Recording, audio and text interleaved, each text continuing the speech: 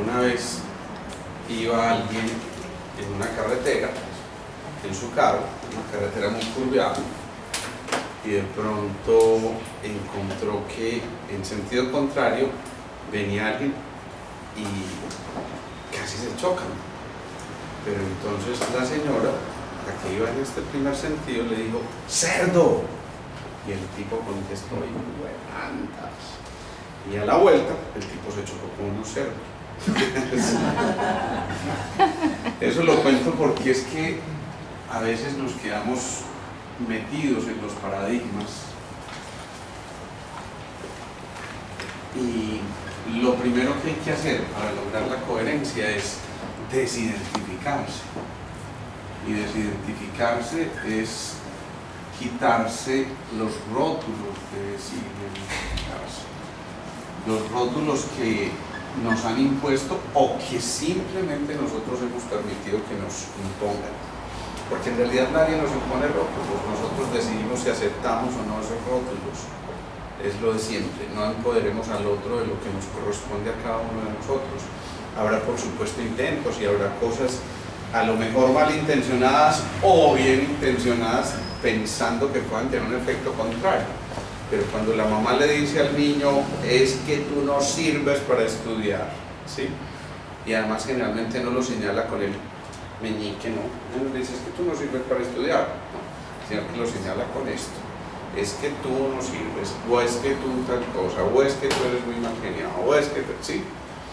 Este dedo, recuerden que es el de la mente, y entonces va haciendo que el niño inmediatamente capta esa información, la incluye dentro de el disco duro que tiene, y entonces su mente, porque fue dictada desde la mente, empieza a generar una respuesta como la que estamos diciendo. Entonces desidentificarse es primero salirse de todos los mitos, de todos los insisto, rótulos que nos han puesto, y nos va a llevar esto de romper los paradigmas a crear nuevas visiones. Y crear nuevas visiones significa explorar el mundo de las posibilidades. ¿Cuándo? En cualquier momento de la vida. Es que yo siempre he sido así. Yo la verdad es que no me atrevo porque siempre crecí de esta forma, o en mi familia me inculcaron esto, o en el colegio igualmente me inculcaron esto, y siempre estamos agachando la cabeza en señal de derrota, sin pensar en que cuando levantamos la cabeza podemos vislumbrar muchísimas cosas y podemos ampliar enormemente el panorama, lo que hemos llamado nosotros la banda pasante. Esa banda pasante entonces nos invita a que conjuguemos muchas más informaciones y a que combinemos esas informaciones para que los resultados sean completamente distintos. Si se logra hacer eso, entonces ¿qué ocurre? Que empezamos a distinguir entre el ser y el hacer para tener. Ustedes ya han oído esa frasecita de Facundo Cabral: tener menos para tenerlos más, ¿sí? A veces nos quedamos en esto, en tener que poseer y en tener que guardar y en tener que atesorar, pero muchas veces por cuidar de esos, entre comillas, tesoros, lo que estamos haciendo es generando mucha resistencia y evitando que este tener nos permita ser y tener y hacer. Esta mañana veía un alto ejecutivo, ¿sí? Y ese alto ejecutivo pues viene con una armadura, como normalmente vienen los ejecutivos, ¿sí? Y le contaba a alguien cómo, otra vez me acordé de esa frase de Jorge Carvajal, que decía: no hay nadie más indefenso en el mundo que un ejecutivo en calzoncillos. Entonces el hombre vino rígido, me impresionó, ¿saben por qué? Porque yo no sé si alguno tuvo la oportunidad de ver las facciones de Trump y de Putin hoy en el encuentro, que los dos eran así, apenas medio se miraban de reojo, como quien dice: el poder lo tengo yo. Cada uno decía eso, así pues como cuando uno se dice por adentro: el poder lo tengo yo. Pero este señor hizo, créanme, un escaneo de todo mi consultorio en cuestión de 15 segundos. Hizo como... y así se sentó.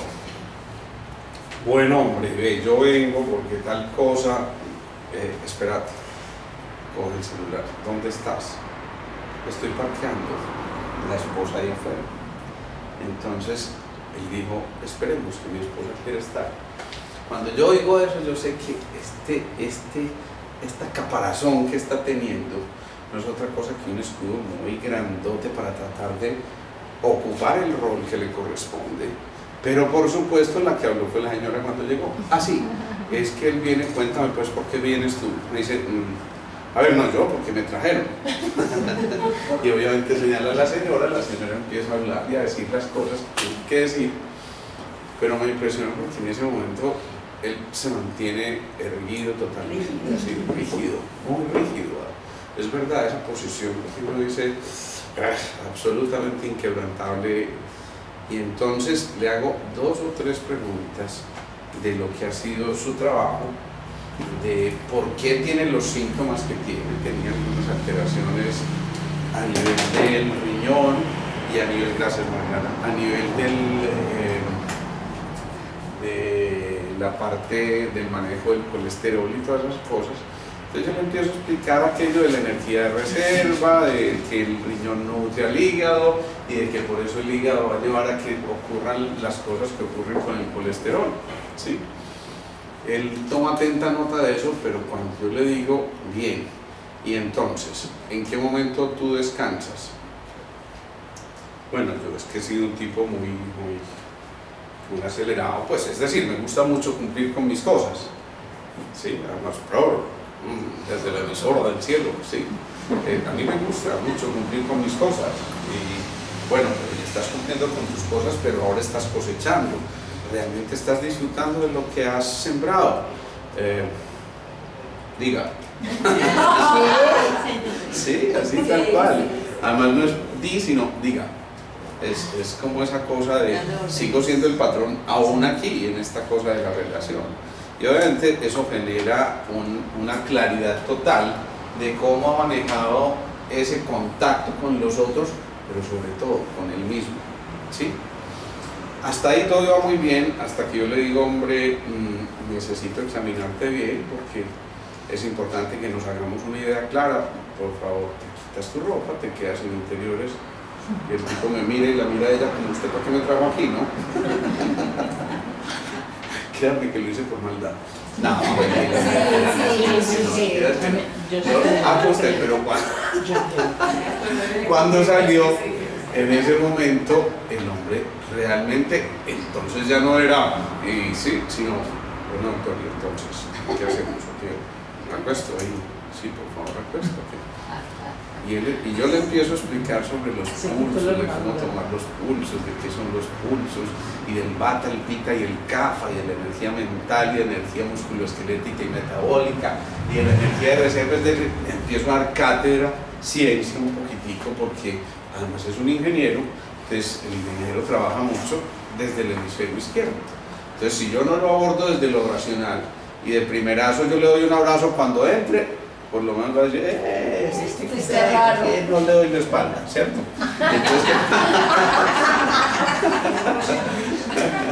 Entonces, ¿qué pasa? Que este hombre inmediatamente asume una actitud blandita, como, ya díganme pues entonces qué tengo que hacer, y empiezo a contarle todas estas cosas, pero empieza a surgir ahí, en ese instante, el niño que cada uno lleva en su interior.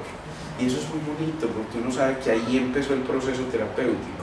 Cuando uno logra exaltar ese niño interior que está escondido y que ha estado escondido por mucho tiempo, ese niño es gozón, ese niño es puro, ese niño es transparente, ese niño se sorprende. Y entonces, sí, doctor, bueno, entonces a ver, hablemos de la dieta, porque es que tal cosa, a mí me han dicho que yo tengo que quitar todo esto y todo esto y todo esto. Por cualquier miligramo de creatinina que tenía le quitaban todas las proteínas. Y por Dios, no, que tengas una vida así, no te pegas aburridor. Empiezo a hacerle un examen de biología elemental. Entonces le digo, bueno, y esto se lo pueden ir respondiendo ustedes mentalmente. ¿Cuántos caninos tienes tú? No, a mí no me gustan los perros, doctor. Entonces le digo, no. ¿Cuántos caninos tiene usted? Él me dice, 2. Claro. 2 arriba y 2 abajo. ¿Sí? Ya veo como cara de incertidumbre en algunos, pero bueno. Después le digo, ¿y cuántos incisivos tienes tú? Ahí sí, generalmente todo el mundo se corcha. ¿Sí? ¿Y cuántos incisivos tenemos? 8. Bien. O sea, el doble de caninos. ¿Y para qué sirven los caninos? Para desgarrar. Para desgarrar. ¿Y qué desgarra uno? Carne. La carne. ¿Y qué corta uno? Incisivos. Para cortar, ¿qué corta uno? Frutas y legumbres. Sí. Eso. Y después, ¿cuántos molares? 16. Bien. Bueno. ¿Y los molares sirven para qué? Pues el nombre lo dice, para moler. ¿Y qué muele uno? La comida. Cereales, básicamente. O sea que uno debería comer 3 porciones de cereales por 2 de legumbres y frutas por 1 de carne. Esto no fue diseñado al azar. Esas piezas dentarias están diseñadas de tal forma que nosotros guardemos ese equilibrio. ¿Cuándo empieza esto a resentirse? Cuando transgredimos eso y en lugar de una porcioncita de carne, nos comemos 2 porcionzotas de carne y fuera de eso en la noche nos pegamos la buena comilona con proteína de origen animal, que es mucho más compleja de metabolizar, y por supuesto al día siguiente nos estamos quejando de por qué no estamos durmiendo bien. Claro, ¿cómo vamos a dormir bien si estamos gastando toda la energía en metabolizar en lugar de poder entrar al estado parasimpático tónico, es decir, ese estado de relajación profunda que nos permite tener una parte del sueño que se llama la fase REM del sueño, que es la de los movimientos oculares rápidos. Ahí ustedes han visto que de pronto hay alguien durmiendo y como que esos ojitos se voltean así. Yo la primera vez que vi a mi esposa pensé que estaba convulsionando, pero bueno, en fin, eso ocurre con eso. Entonces cuando ya le empiezo a contar eso, le empieza, uy, pero claro, entonces ¿quiere decir que yo puedo comer esto? Pues claro, es más, no puedes, debes comer esto, ¿sí? Y debes hacer esto. Pero es que me habían quitado lo que yo más quiero, no sé qué tal cosa, y de pronto comete un pecado y dice, pero yo me tomo un vinito por ahí 2 o 3 veces por semana, y eso te genera culpas. Ah, no, todo eso es muy sabroso, pero miren cómo está ya la actitud, ya no es, y entonces, ¿qué vamos a hacer? Sino, no, pero eso es muy sabroso, y termina sonriendo, o sea, ahí ya pasamos de un estado de esto a un estado de completa entrega.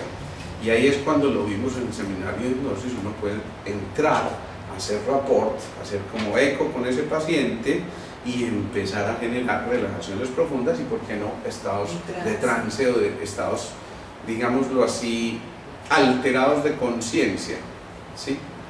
O ampliados de conciencia más bien, ¿sí? Entonces, ¿qué pasa? Este hombre empieza a darse cuenta que en realidad le falta mucho esto para lograr esta otra cosa. Y entonces le empiezo ya a hablar de lo que ya todos ustedes saben, ritmos y pausas, y empieza el otro interrogatorio. ¿Cuánto hace que no vas a un teatro? Diga.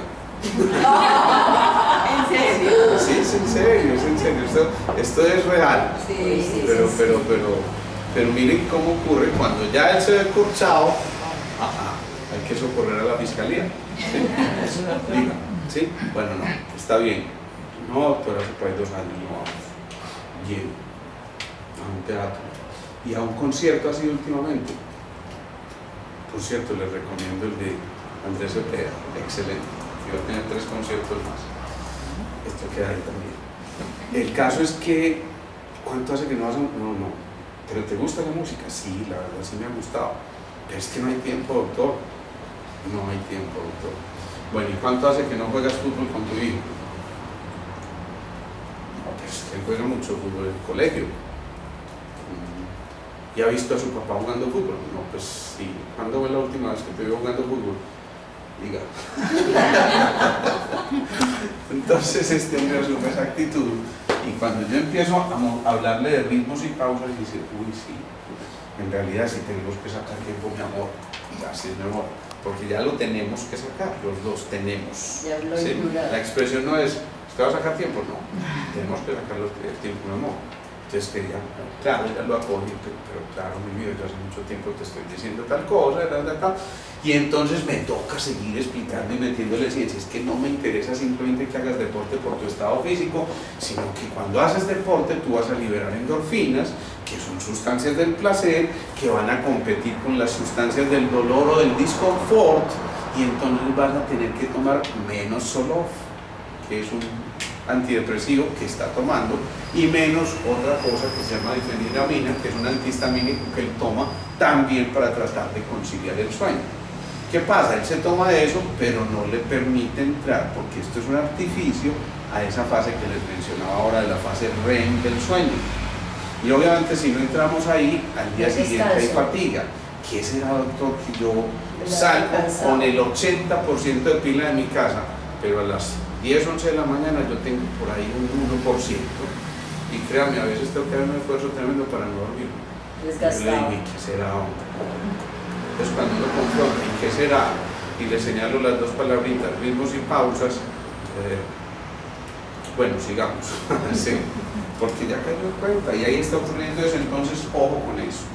Para ser coherentes tenemos que pensar en que primero seamos, es decir, reconozcamos el ser humano que hay en cada uno de nosotros, que cada uno se dé cuenta hasta dónde puede avanzar, de dónde proviene, y en el hacer, pero el hacer tiene una característica, y es que este hacer de alguna manera tiene que tener una buena cuota de servicio, ¿sí?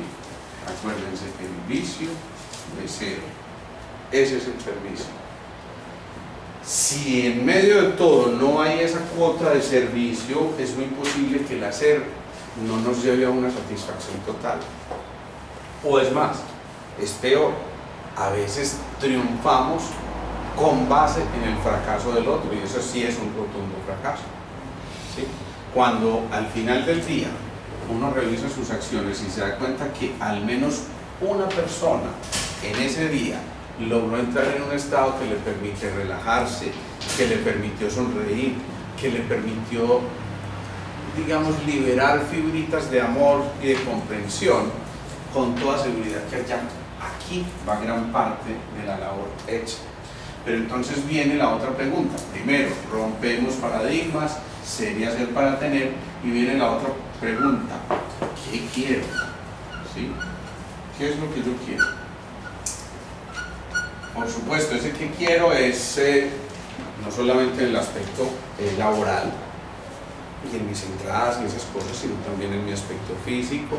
¿Qué quiero yo en mi aspecto emocional? ¿Qué quiero yo en el aspecto mental? Aún en el aspecto espiritual, que a veces nos da breguita confrontar y que pensamos que eso no es sino para los curas y para el fin de semana que de pronto vayamos a misa excepcionalmente, ¿sí? Pero resulta que ese que quiero implica ya, ¿alguien me puede decir qué implica con base en lo que hemos visto? Ese que quiero, ¿qué características debería tener? Bueno, claridad. Claridad. Claridad total. ¿Qué más? Responsabilidad. Eso, claridad, responsabilidad. ¿Qué más? Compromiso. Compromiso. ¿Sí? ¿Qué más? Pero sobre todo, una cosa muy importante. Ser felices también. Esa es una respuesta personal. Pero digo yo, el qué quiero, qué características debería tener, independientemente de qué es lo que estás queriendo. Voluntad. Seguridad. Seguridad, voluntad, y una cosa súper importante, unas coordenadas absolutamente precisas. Hemos puesto muchas veces el ejemplo de que hay una especie de despensa del universo que está ahí esperando que yo le diga exactamente qué quiero, ¿sí? Yo quisiera tener un novio Con ese deseo. y entonces llega el gordito, mueco, cojo, de todo lo que sea, no lo estoy descalificando. Ah, pero es que eso no era el que yo quería, ¿sí? Y claro, tú le dijiste una instrucción, un novio puede ser cualquiera.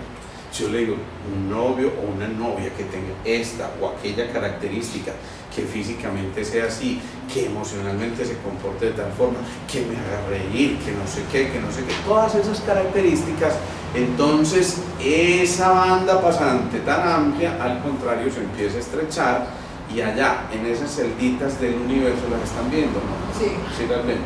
En esas celditas del universo va a haber un archivito, miren allá, ¿sí? Ese archivo va a descender, a llegar a nosotros, pero cuando lo tengamos perfectamente identificado. ¿Por qué? Porque si no, no hay una instrucción clara. Esto es como una llave y cerradura. Yo puedo tener 1000 llaves, pero si utilizo una sola llave y tengo 200 chapas, pues es muy probable que esa solamente vaya a abrir una chapa. Entonces es tal cual. Así operan incluso los neurotransmisores y los neuropéptidos en el cuerpo nuestro. Es decir, requieren de un emisor, que es ese neuropéptido o neurotransmisor, pero también requieren de un receptor que debe tener unas características específicas para que encajen perfectamente y entonces se genere la respuesta adecuada.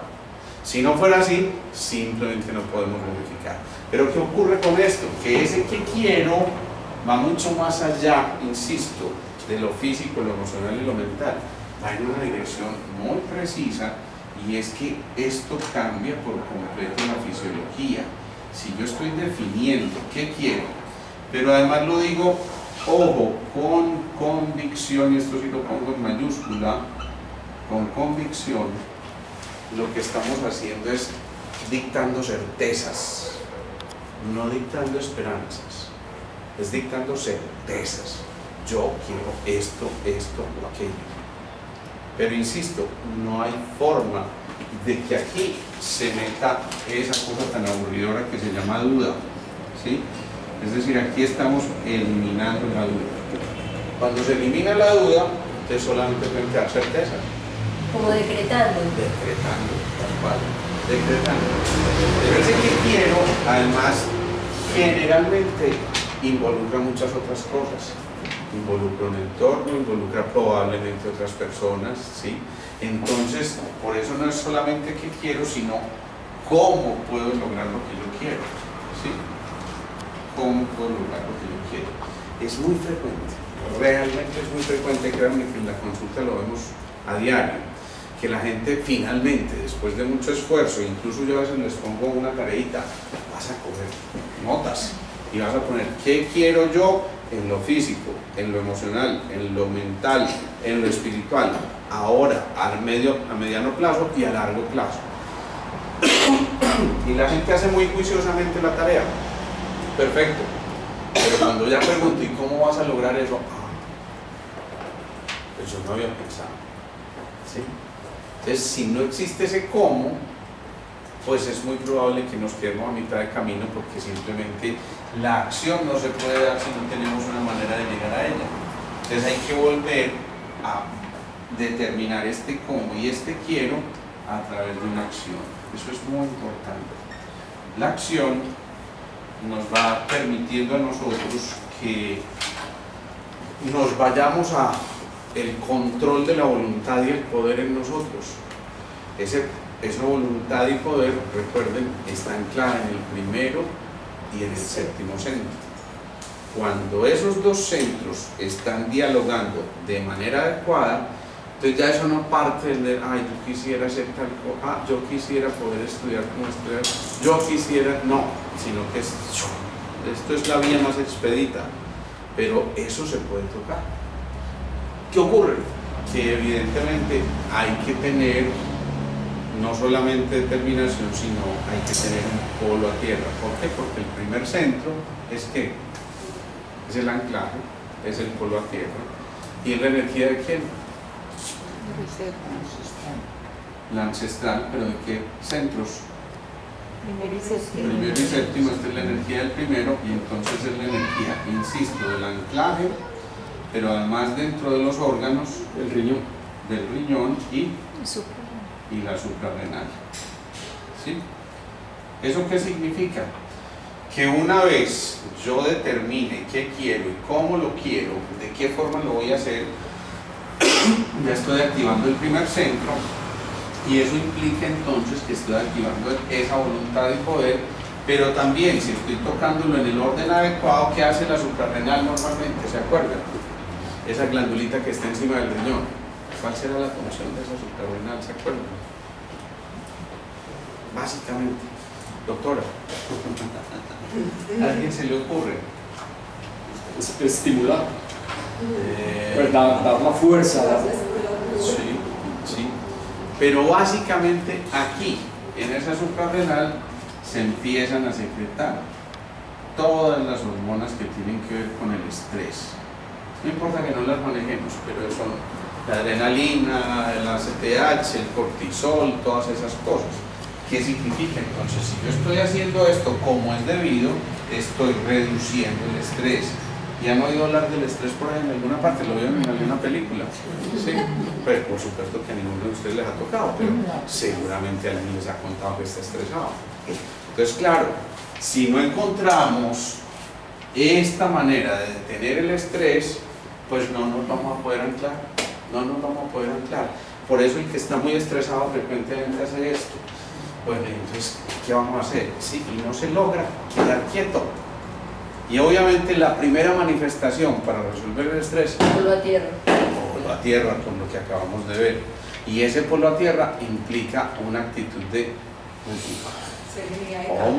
sí, silencio, respiración, todas esas cosas. Pero no nos quedemos solamente aquí. ¿Cuál es la otra que está comprometida entonces? Qué maravilla. ¿Cuál es la otra que está comprometida? Claro, ¿y cómo se llama esa? La del séptimo centro. La pineal. Claro. Epífisis o pineal. Y entonces, ¿qué ocurre? Que si no logramos anclarnos, tocar polo a tierra, volver a pisar con seguridad y rescatar nuestra identidad, es muy poco probable que se encienda ese faro que es la epífisis. Entonces no vamos a tener la claridad que necesitamos. Es elemental. Ojo, porque esto es supremamente poderoso.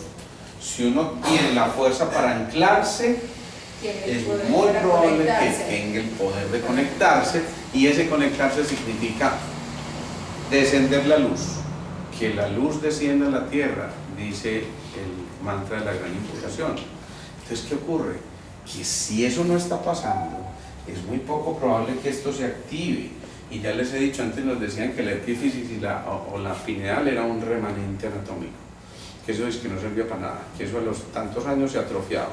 Y hoy se sabe que es la principal glándula del organismo. Ya lo hemos dicho, porque produce serotonina, melatonina, dopamina, oxitocina, todas esas sustancias. Entonces, ¿qué está diciendo esto? Que es muy importante, demasiado importante, volver a reconocer el territorio. Que el primer movimiento para ser coherentes y reducir el estrés es volver a pisar tierra firme, es decir, reconocer el territorio. Por eso es tan frecuente, mírenlo ahora, yo lo estoy viviendo con mi hijo de una manera muy especial.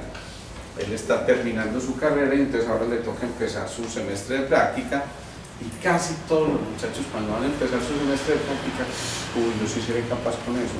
No, pero es que, y donde me pregunten eso, entonces se mete a clases de no sé qué, de no sé qué, porque qué tal que me cochen en esto, pues, no. Y le digo, mira, por ahí pasamos todos. Cuando yo me fui para el rural, yo decía, dije dos palabras muy sabias: ayamá. Más o menos, ayamá. Sí, porque es que en todas partes yo podía preguntarle al profe o al monitor o al residente o a cualquiera, pero aquí a mí me iban a preguntar, porque llegó el doctor, ¿sí? Y uno llega el doctor allá y lo primero que me dice es la señora que llegó: ajá, doctor, yo vengo porque me tengo la llovina hace más de un mes. Y yo volví y expresé esas dos palabras de Cristina Ayama, 3 palabras. Entonces le dice: por favor, me repite. Me dice: sí, doctor, que yo vengo porque tengo la llovina hace más de un mes. ¿Qué? Entonces, despaciecito, lo que pasa es que yo vengo de otra parte y ella estaba, yo no fui a hacer apartado y allá iban lo que la gente allá llama el chilapo, que viene de Montería, ¿no? Entonces, normalmente hablan así, un poquito enredado, pero además muy rápido y entonces uno apenas alcanza a captar lo que están diciendo, ¿sí? Y ella dice, a ver, es que tengo la llovizna hace un mes. Y la llovizna era la menstruación, yo pues obviamente no entendía, pero miren qué tan lógico resulta, pues sí, la llovizna, unas gotitas que van cayendo ahí, sí, pero después entonces ya cuando por fin entendí eso, ajá doctor, viene otro señor con un niño, yo vengo porque el niño le paró el animalito y no se ha querido bajar. El niño se paró el animalito y no ha querido bajar. Al niño se le paró el animalito y no ha querido bajar.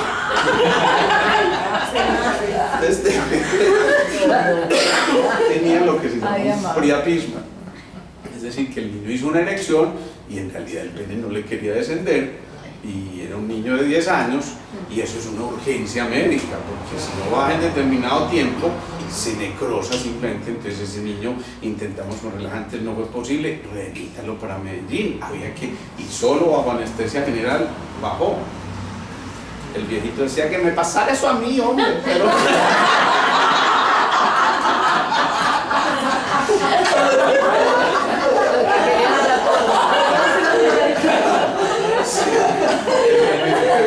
entonces seguí el diálogo. Yo por supuesto voy entrando en un contexto, voy reconociendo el territorio porque es lo primero que tengo que hacer, entonces adaptarme a una cultura que no era la mía y aprender el idioma. Acto seguido entra un tipo, cuando ya lo estoy examinando le quito la camisa y un tatuaje que dice aquí EPL. Ay, pues pucha.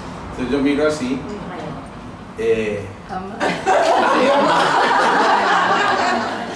doctor, no se preocupe, mire, ajá, y sus papás son tales y tales, y ustedes viven en tal parte, y sus hermanos hacen esto, y tal, tal, tal.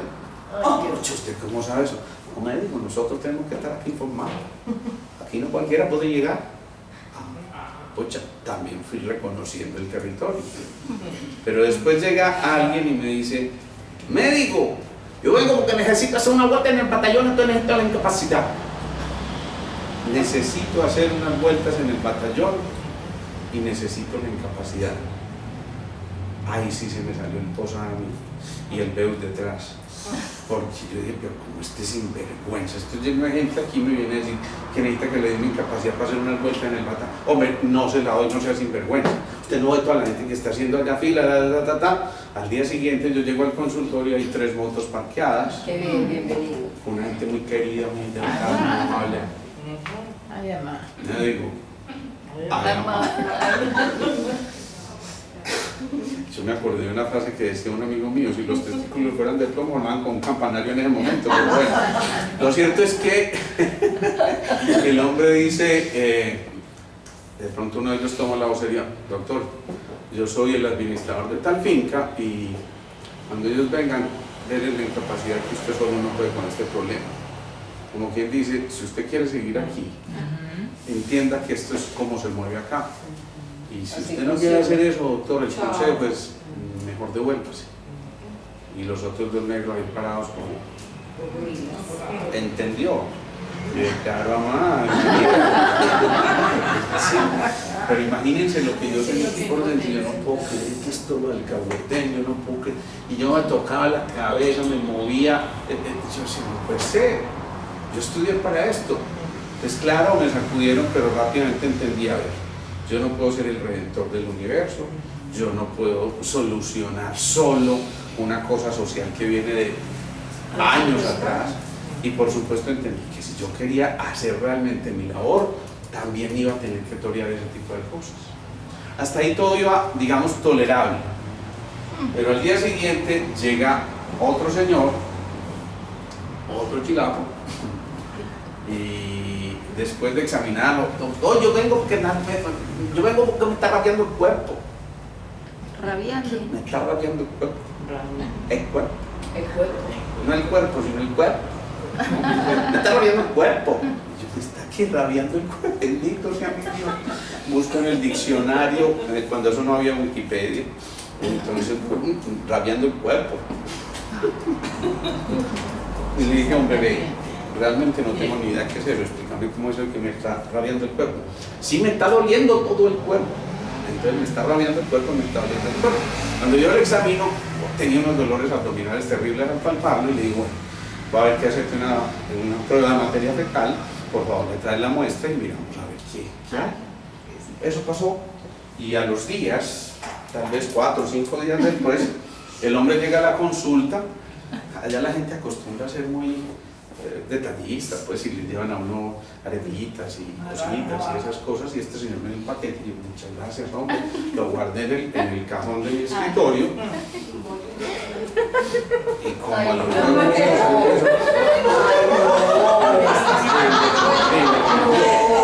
llamé yo al enfermero, me dijo, ¿qué es lo que estoy leyendo tan horrible? Uy, sí, voy a trapear. Y se llamó una trapeadora, toda la cosa. Y eso seguía oliendo cuando este señor se va y yo voy a sacar el pastel que me había regalado. Pues tremendo pastel. Sí. Imagínense ustedes, lo que él entendió era que me tenía que llevar, ya saben, la muestrecita aquella. Pero ¿qué pasó? Eso es falta de reconocimiento del territorio. ¿Qué me dijo con eso súper claro? Hombre, usted tiene que explicar mucho más claramente si no quiere tener este tipo de cosas que no fueron lo más agradable del mundo, ¿sí? Realmente fueron cosas como... Entonces, cuando este te quiero y cómo lo quiero surge, tiene que surgir una cosa fundamental, que es el mago interior. ¿Sí o no? El mago interior, ¿se acuerdan quién es el mago? Merlín, perfecto. Y Merlín tiene una cosa muy especial, es que siempre está sorprendiendo, ¿cierto?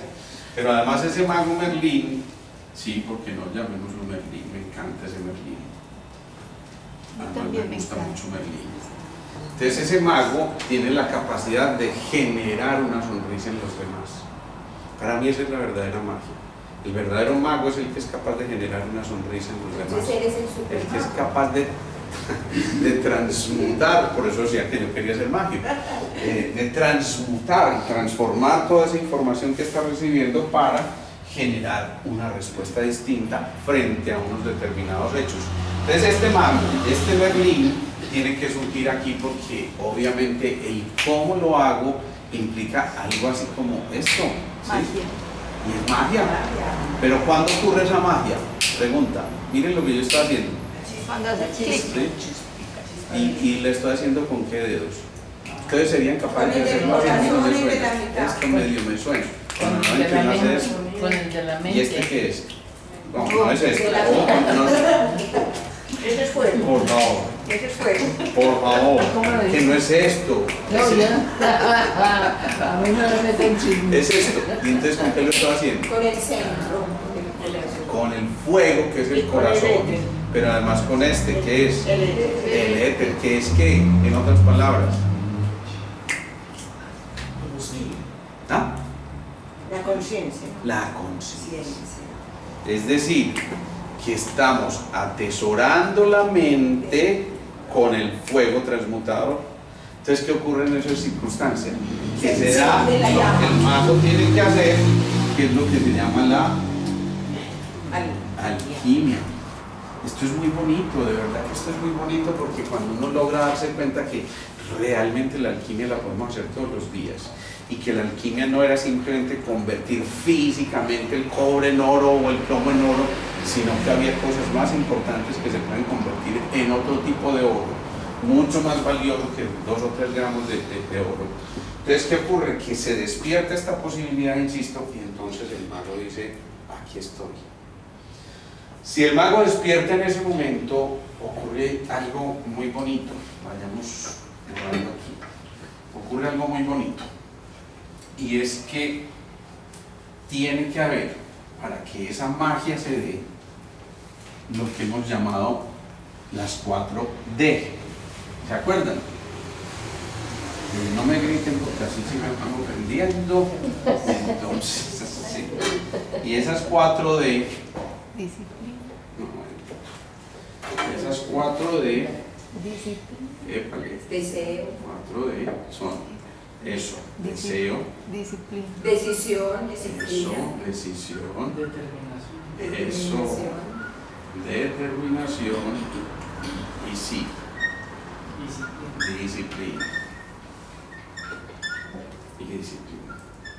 Es decir, ese mago no surgió porque sí. Ese mago surgió porque alguien tuvo la posibilidad de mantener estas 4 fuerzas permanentemente. ¿Sí? Si se logran tener esas 4 fuerzas de manera permanente, entonces esas 4D nos van a llevar a que finalmente el mago, el Merlín que todos llevamos dentro, realmente puede expresar la alquimia, pero ni siquiera es personal. Dense cuenta que la magia de Merlín trasciende con mucho a su propia integridad y digamos que lleva la sabiduría ancestral que le permite retomar experiencias de muchos para ahorrarse un camino grande. Entonces lo primero es capaz de admirar en el otro las cualidades que tiene. Eso también es coherencia. Es capaz sutilmente de identificar esas cualidades y empezar a ponerlas a su servicio para poder poner al servicio de los otros, primero yo que ustedes, para así llegar a un final feliz. Es como en los aviones. Si hay una despresurización de la mascarilla acá, póngasela usted primero y después a quien esté con usted. Al niño acompañante o al que sea. ¿Se acuerdan de eso o no? Bueno, entonces ¿qué ocurre? Eso fue otra de las cosas especiales allá en apartado con el vuelo ese que yo les conté la otra vez, ¿no? Que voló la llanta de ese avión y claro, imagínense todo lo que implicó y eso también me hizo coger un poquitico ese terreno. Entonces, deseo, no cualquier deseo, sí. Debe ser una paleta, sí, puede que sea una paleta. Ferviente. Eso será realmente trascendental, por eso tiene que ser el deseo ferviente, o dicho de otra forma, la ferviente aspiración. ¿Sí? Decisión, ¿qué implica la escribe esto al revés, ¿no? Decisión. ¿Qué implica la decisión? Voluntad. Claro. Voluntad, pero voluntad inquebrantable. Esto no es negociable. ¿Sí? Esto es, si yo tomo esa determinación, es decir, esa decisión inquebrantable, significa que de verdad yo tengo que cortar lo que hasta aquí esté ocurriendo. Ojo, cuando digo cortar, es que si yo pretendo hacer un cambio, realmente tengo que cortar cosas. Y eso implica necesariamente renunciar. Yo puedo renunciar a mi trabajo porque estoy aburrido, puedo renunciar a esa relación que me tiene hasta aquí y no he podido solucionar, puedo renunciar a muchas aspiraciones que no están al alcance porque simplemente se salen siquiera de los parámetros humanamente posibles, puedo renunciar a un tipo de emoción que me esté intoxicando y entonces a un vicio, y entonces cada uno dice ya, pero esta decisión, este cortar no es negociable. O se corta o no se corta, es así de sencillo. Uno no puede cortar tiempo. Cosas así de pronto así, no. De verdad que no se puede, ¿sí? Entonces, bueno, determinación, esto sí es fuerza interior. Y esa fuerza interior te está llevando a que en verdad consultes con el maestro interior.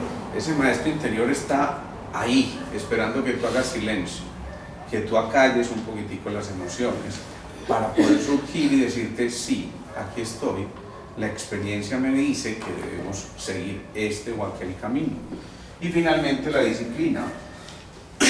Para poder llegar a la disciplina implica esto entonces que haya exactamente constancia, repetición, que no haya lugar a la tregua mientras se consigue el objetivo. Pero no cualquier objetivo, tiene que ser un objetivo realmente grande, ¿sí? Grande.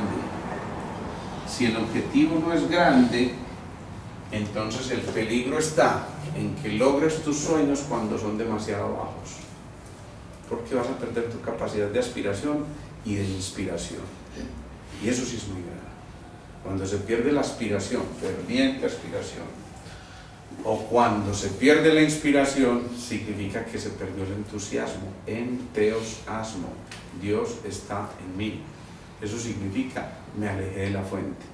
Y si me alejo de la fuente, ¿de qué me voy a nutrir? Entonces simplemente tenemos que ir en un camino de descenso y fuerte. Entonces por eso no nos podemos quejar, porque cuando ya hicimos esta decisión, pues claro, viene un momento en que eso nos va a llevar a que haya consecuencias determinadas. Una vez nos contactemos con las 4D, generalmente ahí, en ese instante, surge la verdadera información, es decir, aquello que estamos buscando. Entonces ya desde atrás veníamos dándole una serie de sugerencias al subconsciente, y por eso es muy frecuente que esta información, acuérdense que el subconsciente o el inconsciente es el 95% de lo que nosotros hacemos, y el consciente es apenas ese 5% restante. Entonces, si uno es un buen apostador, ¿a qué le apuesta? ¿Al inconsciente o al subconsciente? La mayoría del inconsciente. Al subconsciente. ¿Y de qué se llena o de qué se nutre el subconsciente? Imagen. De imágenes. Entonces aquí es donde tenemos que fabricar imágenes adecuadas. Estas imágenes nos van a llevar a que esa información, insisto, llegue. Creamos un interrogante, llegó esa información. Pero insisto, después del deseo, de la determinación, de la decisión y de la disciplina. Si logramos llegar a esto, entonces implica que una vez que la información llegue, para poder ser coherentes, esa información que, insisto, muchas veces llega en la noche, la brisa de la mañana tiene algo que contarte. Entonces a veces te despierta a las 2 o 3 de la mañana y ¡wow! Esto era lo que yo estaba buscando. Tengan lápiz y papel, porque en ese momento uno está como en un sopor ahí, y al día siguiente, ¿qué fue lo que yo soñé? ¿O qué fue lo que me desperté a hacer? ¿Por qué? Porque uno está como que, si me conecto, no conexo. ¿Sí? Y ahí se perdió una información supremamente importante. Entonces esta información nos va a llevar a que, insisto, muchas veces se manifieste ahí, pero esa información, para que realmente sea importante, tiene que tener relación con los valores y con el propósito. Entonces aquí hay como una especie de camino de regreso. ¿Se acuerdan lo que dijimos ahora del primero y séptimo centro? ¿Sí o no? Sí. Ese primero y séptimo centro están conectados. ¿A qué pertenecen los valores? ¿A cuál de todos los centros pertenecen los valores? Primero. El primero. ¿Por qué? Porque es el sustento. Por eso es que hay valor. La base. Sí, es la base. ¿Y esa base de dónde la trajimos? De esos ancestros. Y por eso aquí hay que hacer, digamos que un homenaje a los ancestros, a papá y mamá, abuelo, abuela, tatarabuelo si quieren, pero normalmente ahí está inscrita esa información de los valores.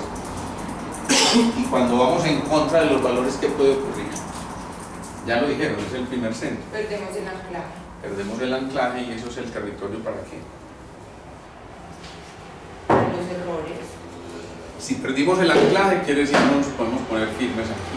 Inestabilidad de ¿Cómo equilibrio. firmes? ¿Ah? Perdemos el equilibrio. Perfecto, perdí el equilibrio, ¿qué más? Volvo a tierra. Sí, La duda. Inseguridad. la duda, inseguridad, falta de identidad. Entonces, Cuando no, se falta la intensidad, la identidad, entonces ¿qué ocurre? Que me empiezo a atacar. Y ese me empiezo a atacar cuando toca el primer centro. Ojo con eso. Cuando toca el primer centro, este es el territorio propicio para el terreno degenerativo. Y más allá de los huesos, para cualquier tipo de cáncer. Una fibromialgia, una cosa así. Sí, pero llegamos a ese punto. Yo podría decir que todos los tipos de cáncer que existen no son otra cosa que una pérdida De valor. del contacto con los valores. Pero sobre todo, cuando hay conciencia de ello, cuando desde el interior estoy diciendo, pero ¿por qué estoy actuando así aún sabiendo de que esto no debería? ¿Por qué está ocurriendo esto? ¿Y por qué permito que esto pase? ¿Por qué permito que el jefe en la empresa presente un informe que no es real y permito que me diga a mí, ojo, porque si usted dice alguna cosa, pierde el puesto? ¿Sí? Entonces eso, insisto, como cualquiera de los valores, no puede ser negociable. No puede ser negociable. A ver, yo les pregunto a ustedes, ¿ustedes serían capaces de, en este momento, yo les digo, hey, parce, en tu trabajito, parce, usted me puede tostar aquel man? Miren la reacción. Y es apenas ahí fracciones de segundo. Por supuesto, eso sacude tanto al interior que es que inclusive el tono que yo estoy utilizando ya no es el que yo uso, ni es en el que me relaciono. Posiblemente allá eso sea lo normal, porque en ese entorno crecieron y ese fue esos fueron los valores que aprendieron. Entonces, para ellos puede ser normal. Pero para alguien que creció en este otro lado y se da cuenta de que existía otra cosa, Son innegociables e intransferibles. bien, me gustaron esas palabritas, perfecto. Entonces, valores y propósito. Cuando yo hablo de propósito, ¿a qué me estoy refiriendo? Primero, ¿a qué tipo de energía?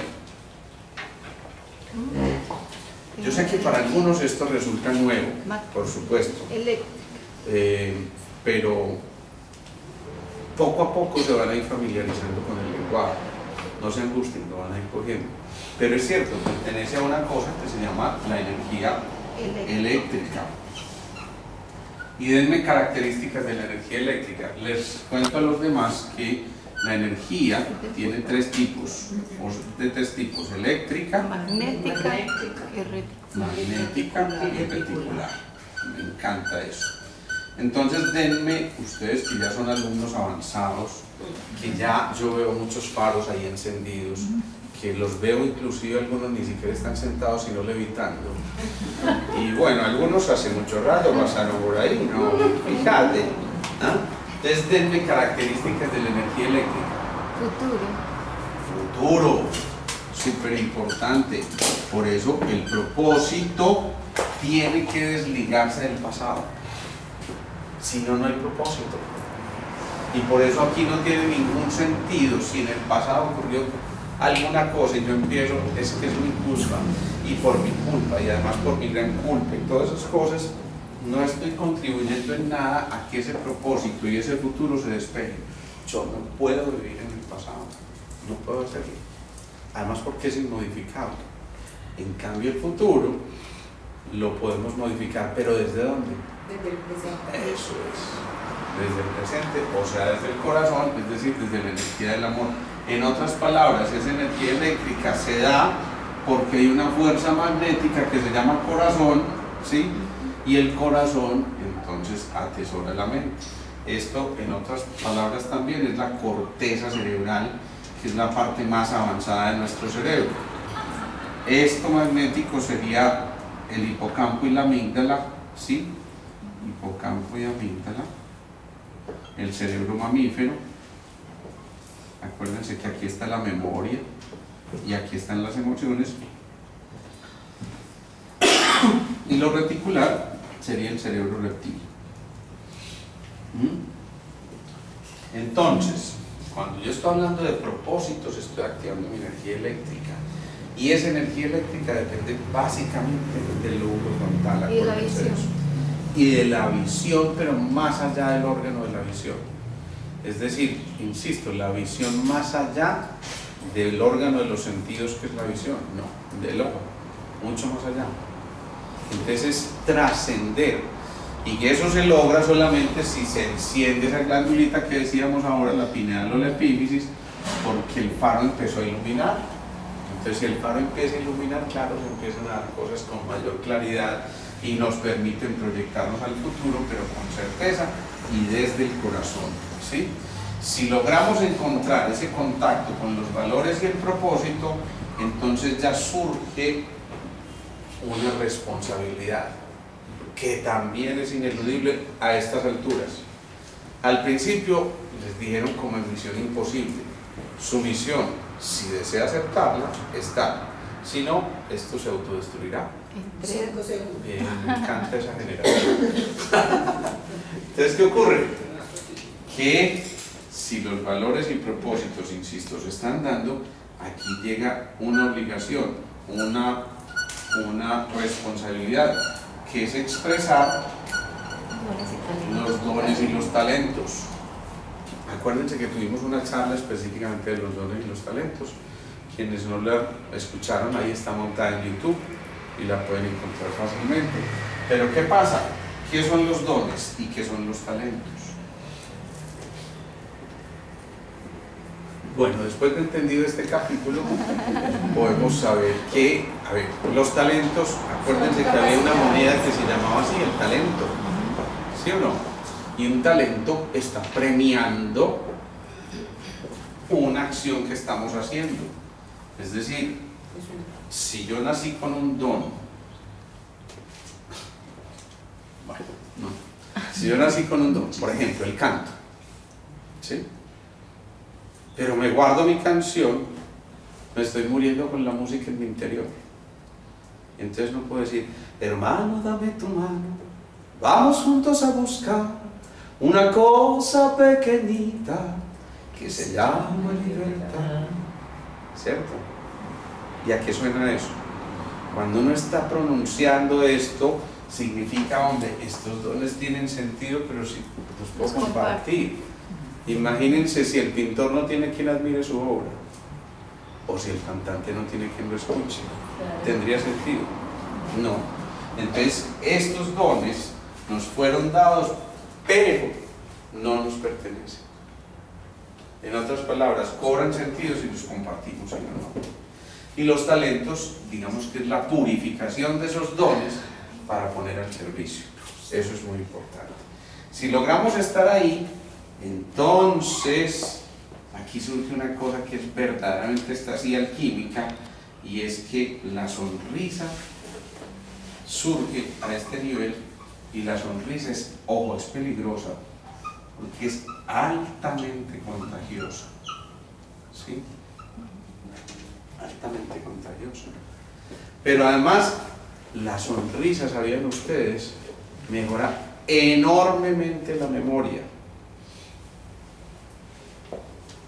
¿Qué les iba a decir? Enormemente la memoria. Y ya dijimos que la memoria está aquí, en el hipocampo y la amígdala. Si está en el hipocampo y la amígdala, que corresponde a la energía magnética, que es la del corazón, significa que cuando sonreímos estamos en el centro, estamos de regreso a casa. Sonreír no es otra cosa que recuperar ese son, esa música que se ha ido, y que nos permite, insisto, conectarnos con la energía magnética, que es esa energía del amor, que es la energía del fuego, que es la energía de la alquimia, que es la energía que atesora la mente, que es la energía que desarrolla el instinto y la intuición. Sobre todo eso, la intuición. ¿Está claro? Entonces miren la importancia que tiene sonreír. Por eso tratamos de que esto aquí no se vuelva una cosa hipermega magistral en la que ustedes deben tomar nota y no, qué rico que nos demos la oportunidad de conversar y charlar, ¿sí? Pero esto, insisto, es altamente contagioso. Si ustedes sonríen, normalmente van a contagiar a muchos más. Acuérdense, un niño hasta los 5 años ríe en promedio 300 veces en el día. El adulto, el ejecutivo, el máximo estandarte, logra reír en promedio 15 veces en el día. Ojo con eso, porque ese es un signo clarísimo, no de madurez, sino de envejecimiento. Por eso hay gente maravillosa que a los 100 años sigue sonriendo. Pero ahí está el detalle. Esa sonrisa nutre la memoria, pero más que cualquier cosa, la memoria de quiénes somos. ¿Y qué es la enfermedad? No es otra cosa que la pérdida del contacto de lo que nosotros somos. ¿Sí? Cuando uno olvida qué es, entonces ¿qué pasa? Que suena el celular. ¿Sí o no? Entonces, eso es lo que pasa. Si recuperamos la sonrisa, esto es altamente efectivo. Pero también aquí les tengo que decir el polo contrario. La mala suerte Buena suerte. también es contagiosa. Por eso los fracasados y los mediocres salen a tomar café juntos. Claro, están vibrando al mismo nivel. Y entonces eso es una maravilla. ¿Y eso será muy bueno? No, por supuesto. ¿Cuántas veces? Yo no sé qué tienes, es que no me gusta, no sé, no me siento cómodo estando allá, Cristina, no me obligue, que yo no quiero ir, Cristina. Y claro, si lo obliga, entonces después no diga por qué, ¿sí? Imagínense ustedes esa escena de Carlos Mario, ¿se acuerdan? El del águila descalza. Cuando está, dizque, buscando la fórmula para que no se endurezcan los pan de queso, Ana María, y entonces porque don Adolfo Hitler está buscando a alguien que le haga una fórmula para que no se endurezcan los pan de quesos, entonces él se entera de eso, coge un bus de Rápido Ochoa y se va para Alemania, y apenas llega a Alemania, ¿se acuerdan de toda esa escena que está también me parece que encantador eso, ¿no?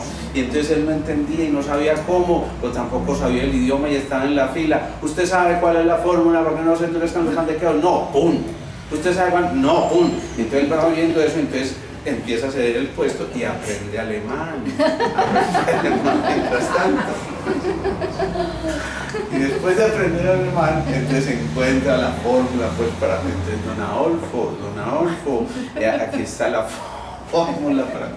¿Qué pasa eso? Es bien distinto, porque esto aquí es contagioso, pero también es contagioso la sonrisa que les estaba diciendo. Y entonces, ¿qué pasa? Si la mala suerte es contagiosa, yo pregunto, ¿nacimos con mala suerte? No.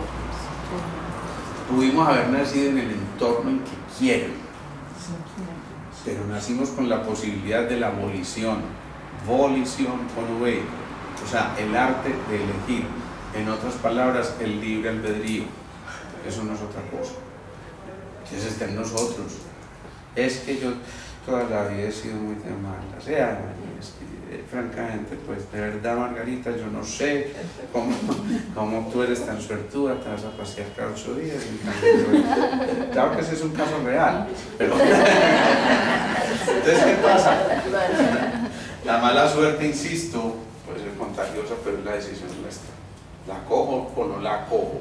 Si yo no la acojo, pues otro la acoge, o simplemente queda por ahí deambulando.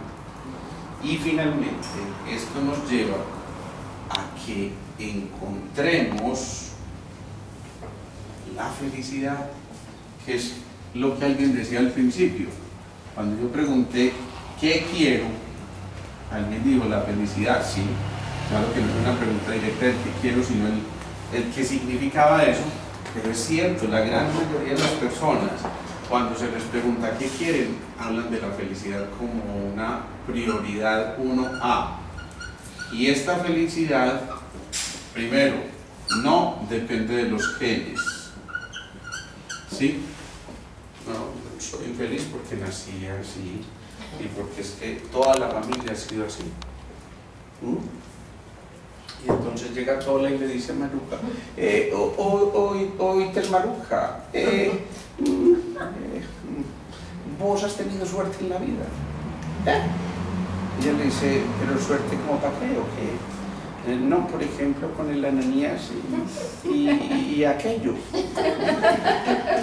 ¿Oíste Maruja? ¿Y qué es aquello?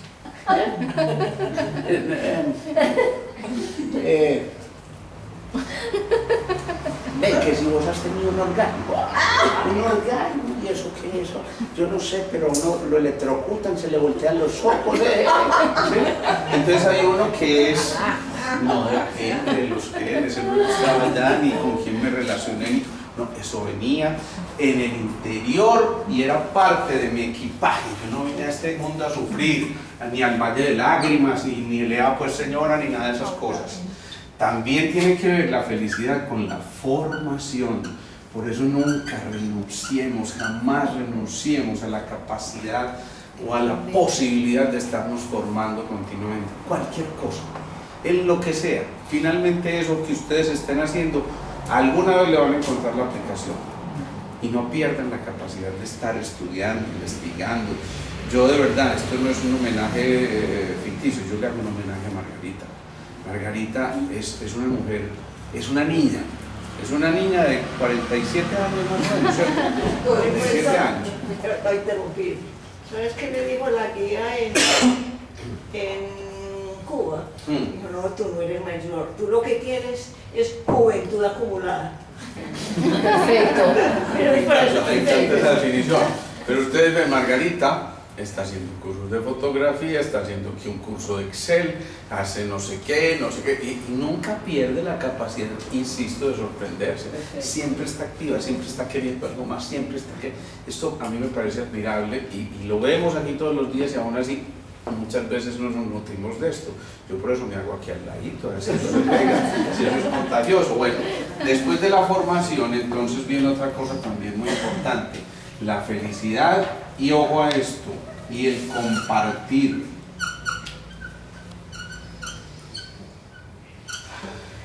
Será más feliz quien comparte que aquel que se guarda todo. Claro. Es que esto no lo tenemos que repasar. ¿Cuántas veces nos hemos sentido absolutamente felices simplemente porque compartimos algo que para nosotros era elemental?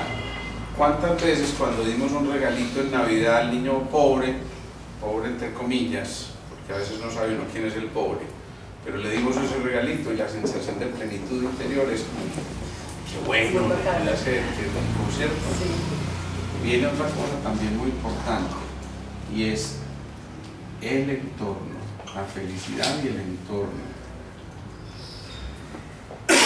Yo puedo renunciar a ser feliz porque me tocó un entorno muy tóxico, de malas yo, o definitivamente asumo mi responsabilidad y digo no resueno aquí y simplemente decido no aceptar esto. Me voy, me aíslo de este grupo porque para mí es tóxico, entonces yo empiezo a proyectar lo mío, ¿sí? Y finalmente, la felicidad y las decisiones.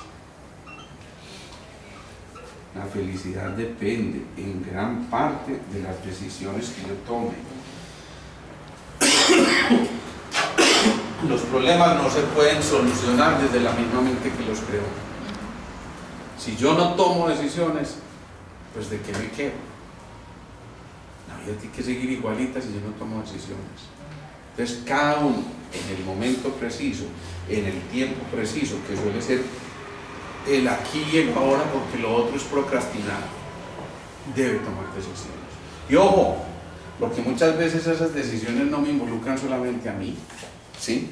Yo puedo tener una pareja con quien no me entiendo, yo puedo tener esa relación que de alguna manera resulta tóxica, porque me maltratan, porque no me paran bolas, porque no estoy aquí, porque voy mucho más allá, porque simplemente no vibramos en la misma frecuencia. Y a veces es absolutamente sabio renunciar cuando definitivamente yo sé que no nos vamos a encontrar en la misma danza, ¿sí? Si yo estoy queriendo bailar bolero y me encuentro con ella que baila reggaetón, pues la posibilidad de que nos encontremos va a ser muy difícil. Entonces es muy importante saber, insisto, renunciar en el momento preciso. Ojo con eso, porque frecuentemente este tipo de decisiones van acompañadas de tener que llevarle culpas al otro, y eso es volar en bajas frecuencias.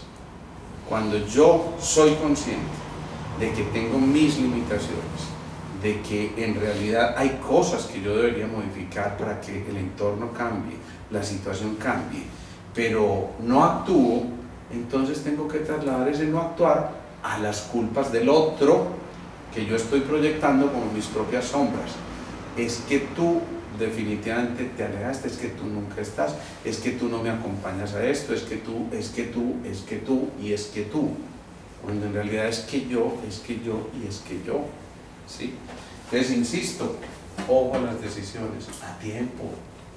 Cuando no se toman decisiones a tiempo, el cuerpo va acumulando.